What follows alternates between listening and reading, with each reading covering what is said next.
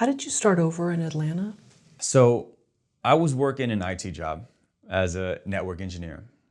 And I was sitting there, and this was right before COVID. So this was like 2019 that this happened. And I was looking at the landscape. Mind you, at this point, I kind of quit Hollywood for a while. Right? I wasn't auditioning, wasn't doing anything. And I was looking at the landscape, and I still did not see what I wanted to see, what my goal was when I went out there. I didn't see it. And just for some insight, what the goal was, if I break it down further than like the Asian Will Smith, it was really seeing a leading Asian guy in a non-Asian role.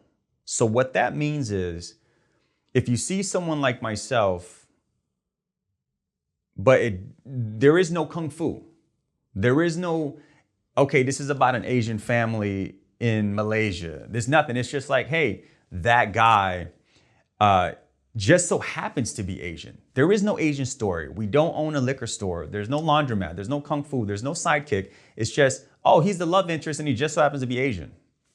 When you create stories like that, it becomes powerful because now it's just normal. It's just normal, right? You're not highlighting the fact that this person's Asian. They're just a human being playing a role. So because I didn't witness that enough, right? And you have your hits, right? You have your Shang-Chi, Marvel film, fantastic. But the title is Shang-Chi. It's a martial arts film that takes place where there's a lot of Asians. Then you have something else like Crazy Rich Asians. The title is Asians, dealing with an Asian family. So of course you're going to cast Asians. Now, mind you, these films are fantastic films. But in order to separate that gap, really for all ethnicities, you have to play regular roles, right? And you can't force, right? And a lot of times today we see forced. You can't force something that's already established. And what I mean by that is, if this franchise has a history and this character and a fan base along with that history, and this character, like let's say Iron Man, right? Robert Downey Jr., that's everyone's Iron Man. Iron Man has looked like Iron Man since the beginning, right? If you now put another race as Iron Man, it's not going to work because of the history associated with that character. You have to create new characters. You have to create new stories as whatever that race is or whatever you want to be. That's a lot easier to digest from a fan base because it's new than it is to swap somebody out because it's trending today. Because now you're alienating the 50, 60 years of fans that have purchased those comic books, that have read those stories, that have fallen in love with these characters. For instance, I'm a big anime guy. I love Dragon Ball Z. If I ever get the opportunity to direct or be a part of any Dragon Ball Z live action film, I swear I would do it justice. But we all know as anime fans what these characters look like, right? And here is where it's that fine line. So because we all know, we've been with these characters, for people that are my age, we've been with these characters for 25 years. This is what we like love and we are into. If you change that or you gender swap it or anything, for us fans who are diehard, who will go watch anything related to that, you've now alienated us for whatever reason. Now, if you want to race swap it, gender swap it, or anything like that, create a new story, create a new comic, create new characters, create new storylines, create a new world, right? That's the beauty of film. You can create anything and put anybody in any role. So with my films, when I write, they're just new storylines. And a lot of times I put myself in the leading role because my goal is to break that barrier. And the way I do that is, they have like if you think of something like Four Amigos, or like a film we just wrapped where it's in post now, it's called Pizza Boy Rick. It has nothing to do with race. I just so happen to be an Asian guy in the film. But because it has nothing to do with race, you don't see that. It's just like, oh, he's just playing this character. That's how you break the wall down. Not by forcing it. Like, oh, okay, hey guys, today we're gonna put an Asian guy in this role. Like if you put me as Black Panther, that's not gonna work. No one's gonna look at that and say, okay, yes, we want, no, nobody wants that. I don't even want that. That doesn't work. So I think that's where creating your own story and originality is extremely powerful. And if you want to see change in the dynamics of Hollywood and American cinema, then you as the writer, as the filmmaker, you have to be that change. You have to create that change. If you're Indian, Asian, Black, white, it doesn't matter. You have to write the story from your perspective, because you can't expect somebody that's not your race to write you as that leading guy, because they don't know your perspective. They know their perspective. So if you want to create change and you want to be a part of change and you're sitting there and you're like, oh, why haven't they done that? Don't make excuses. Go create the change. Because even if I break one layer in my career, the next person will come and break 2 layers. And then before you know it, there's a trail. What about Everything, Everywhere, All at Once? How is that for a beautiful film, beautiful storyline, in terms of the stereotypes? So with something like that, there is the exception, right? People are going to create what they know and what they love, right? So the creators of that, they made the Lil Jon video. I forget what the music video was, but it had like an Asian dude that was dancing crazy and it was breaking through the floors and the wall, and like their style is very, very creative. That's fine. It's fine to make time skipping, martial arts, action. That's fine, because that's what we've seen as far as what we're used to from, let's say, someone that's Asian. But if you want to continue to keep pushing that boundary, then we have to be the love interest. We have to be the guy that saves the day, right? We have to do these things and not have it tied to our lineage. So if you think of something like, let's say, it wouldn't work, but like, let's say House of Dragons, right? If the king was an Asian guy, but it had nothing to do with him protecting an Asian state or property or, land. And the way he got that power was he killed the king.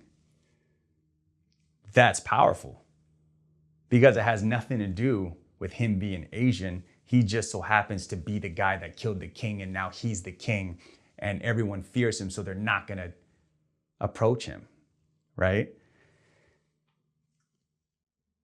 That's where the little minute changes happen.